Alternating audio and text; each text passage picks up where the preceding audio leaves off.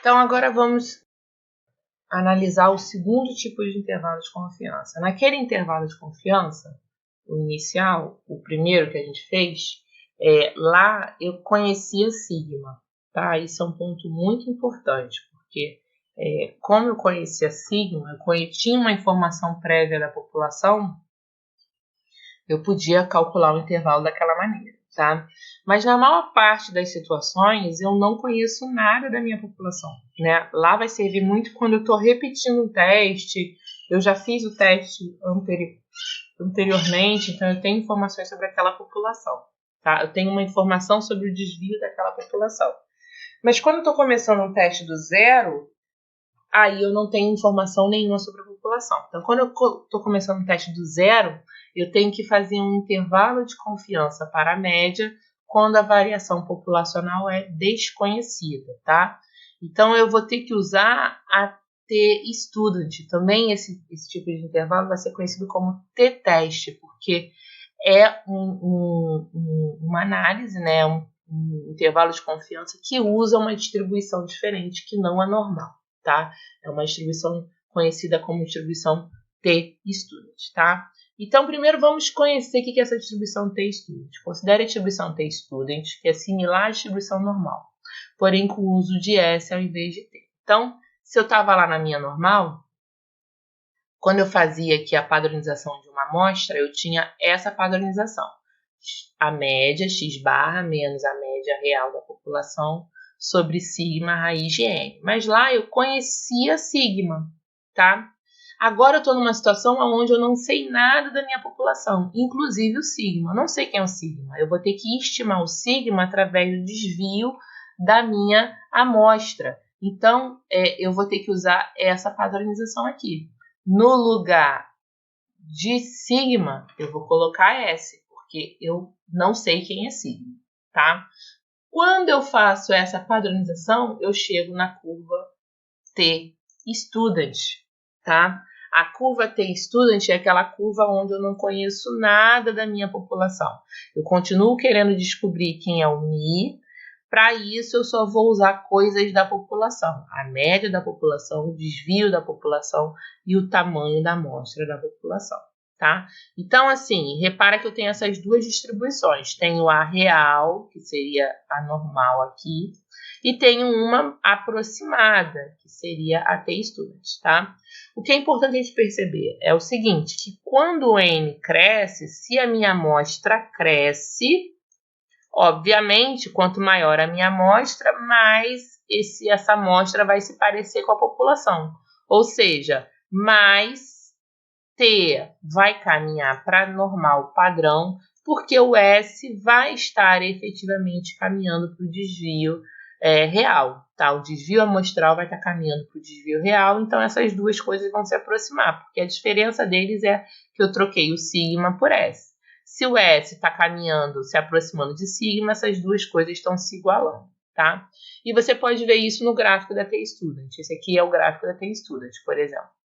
A t-student, quando eu tenho, conforme a minha amostra aumenta, a t-student vai se aproximando da curva normal real. Ela já tem um desenho parecido com a normal, mas ele é sempre um pouquinho mais baixa, tá? Então, por exemplo, quando eu tenho uma amostra só, na verdade eu tenho duas, só posso começar no mínimo com duas amostras, né? Quando eu tenho duas amostras, essa é a nossa t-student, essa vermelha. A curva normal padrão é a preta, é lá em cima. Conforme eu vou aumentando o número de amostras, repara que a minha curva T está subindo em direção à curva preta, tá? Quando eu já tenho, aqui eu plotei até com 12 amostras, 13 amostras na verdade, e já está bem próximo, tá? Na verdade, ali, a partir de 25 amostras, de 30, com certeza de 30, a t-student já está muito parecida com a distribuição normal, tá? Já tá, então eu já nem preciso mais usar t-student, eu vou usar a distribuição normal.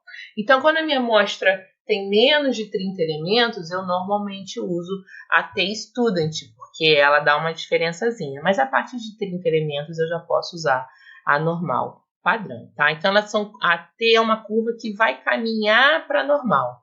Quanto mais amostras eu usar, mais eu vou estar mais próximo da minha normal padrão. Então, como é que eu uso a tabela T? Né? A tabela T ela é um pouco diferente da tabela normal. Vou pegar lá minha tabela T, Student, tá? E ela na linha vai ter... Então, repara, essa distribuição ela depende muito do número de amostras, tá? Ela depende do número de amostras. Quanto mais amostras eu tenho, mais perto eu estou na curva normal. Então, uma das entradas dessa tabela é o número de amostras, tá? A primeira coluna está determinando o número de amostras. Isso aqui é uma versão reduzida da tabela, tá? Mas, na verdade, eu não vou procurar N. Eu vou sempre procurar o grau de liberdade. O que é grau de liberdade? Né? É igual tinha lá na variância, né? O grau de liberdade é sempre N menos 1. Então, eu vou pegar o tamanho da minha amostra e fazer o número da amostra menos 1. E é o valor que eu vou procurar na primeira coluna, tá? Já na primeira linha aqui, eu vou procurar o alfa sobre 2, porque o T-Student também tem que ter uma relação com alfa, que é quem vai trabalhar a confiança do meu intervalo, tá?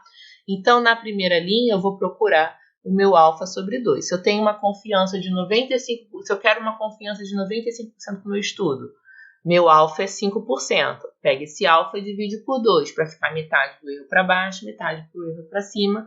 E aí, eu vou procurar esse alfa sobre 2 na primeira linha. Vou cruzar meu número de amostras com a minha significância.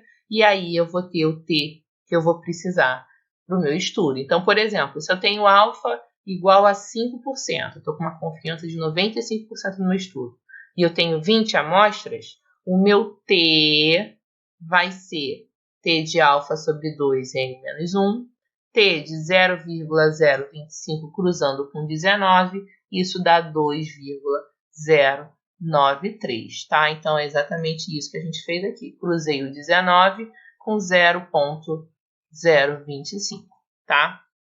E aí, o que esse ponto quer dizer? Esse ponto quer dizer o seguinte, tá?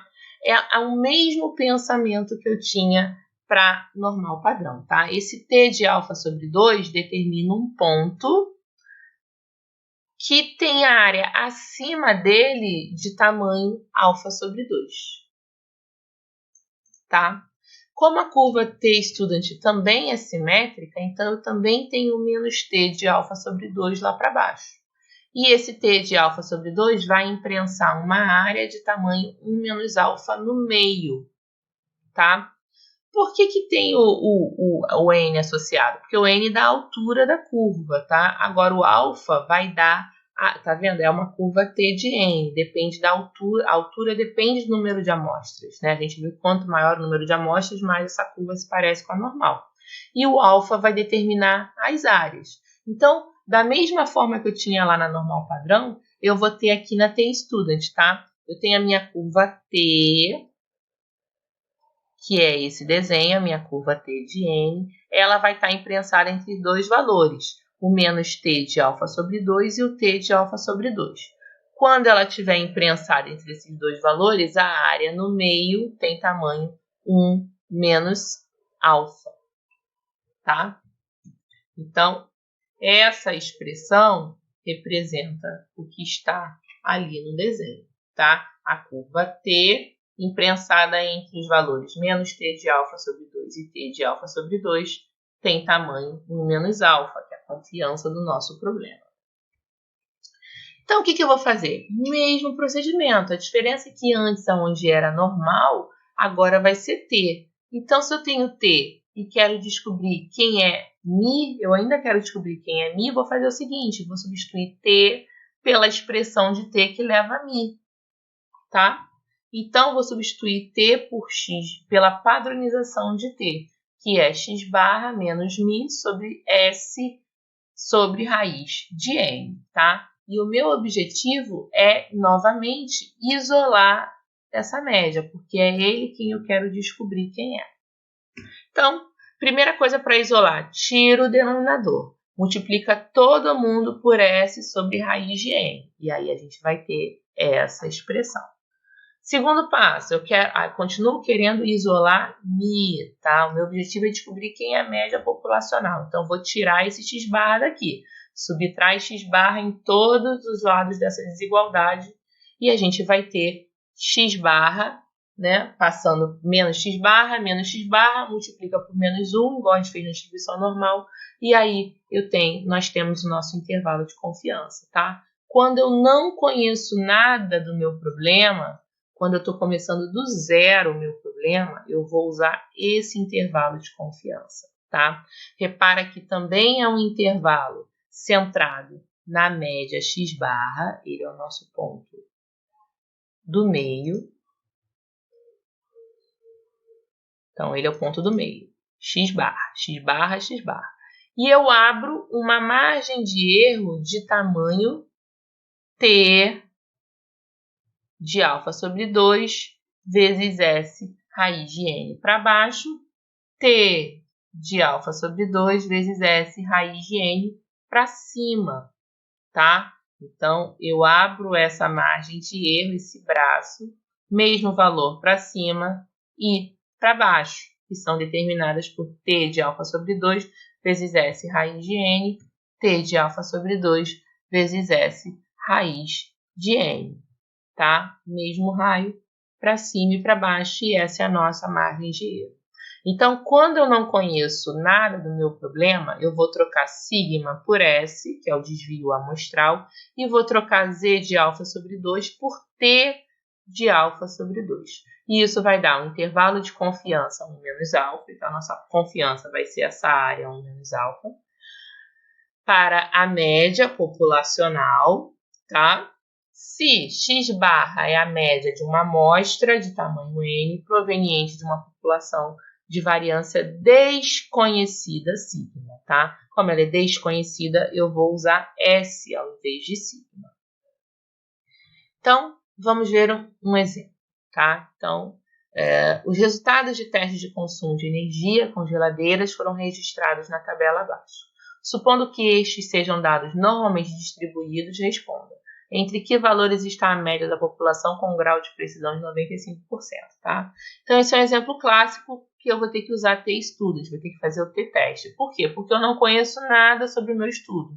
Estou começando do zero. A única coisa que eu sei é que eu quero precisão, eu quero confiança de 95%. Essa é a única coisa que eu sei. O resto, tudo eu vou ter que calcular, porque eu não conheço nada a priori do meu problema. Então, eu vou pegar esse conjunto aqui e vou calcular a média, vou calcular o desvio. Eu vou ter que calcular. Então, usa a calculadora, né? Usa um Excel. Vou ter que calcular isso de alguma maneira. Pode fazer na mão, mas vai dar muito mais trabalho. O ideal é usar uma calculadora ou uma planilha eletrônica e eu vou ter que calcular. Eu não conheço nada sobre esse problema. Quando eu não conheço nada, eu tenho que fazer o intervalo via t-student. Então, peguei lá aquele meu conjunto e calculei tudo. Eu tinha 20 amostras lá, peguei minha calculadora e obtive uma média de 14,12, obtive um desvio de 3,42, o meu alfa, a confiança era 95%, então a minha significância é 5%, e encontrei o meu T. Como é que eu encontrei o meu T? Cruzando 19 amostras, porque tem que ser n menos 1, com 0,025, deu 2,093, tá? Então, com esses dados que eu tive que calcular, então, como eu tive que calcular tudo, eu vou ter que fazer t-student, eu vou usar o intervalo para t-student, que é esse aqui. Então, aí é só substituir, né? No lugar de x barra, vou botar 14,12. No lugar de t de alfa sobre 2, vou botar 2,093. No lugar de s, vou botar 3,42. No lugar de n, vou botar 20. Então, quando eu faço isso, substituir todo mundo, eu encontro esse intervalo aqui. Repara qual foi a margem de erro do meu estudo, né? Foi 1,6 para baixo, 1,6 para cima. Essa é a margem de erro do meu estudo na unidade do problema, tá? Não tá percentual, tá? Na unidade do problema, tá?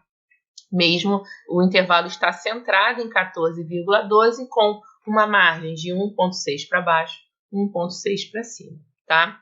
E se eu quisesse uma margem de erro percentual? Muito simples. Eu ia pegar esse 1,6 e ia dividir por 14,12, para saber qual é o percentual de 1,6 na nossa média 14,12. Então, quando eu dividisse 1,6 por 14,12, ia dar, se eu quisesse, a margem de erro, essa variação percentual, tá bom?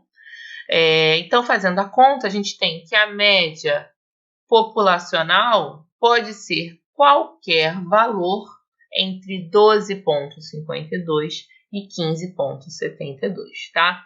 Qualquer valor entre 12,52 e 15,72, eu vou estar acertando com 95% de confiança, tá? Qualquer valor que der nesse intervalo vai estar certo, porque eu afirmei que a média pode ser qualquer valor entre 12,52 e 15,72. Então, se eu dissesse assim, essa geladeira, para ser eficiente, tem que consumir menos do que 16 kWh, a empresa pode afirmar que essa geladeira é eficiente? Pode, porque o 16 está acima do intervalo, ou seja, qualquer valor que a média pode ter está abaixo de 16. Então, isso quer dizer que ela é efetivamente eficiente.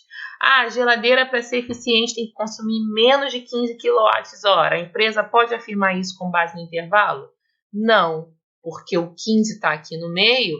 Poxa, mas a maior parte está abaixo de 15. Beleza, mas existe chance real, efetiva e confiável de que a geladeira consuma mais do que 15 kW.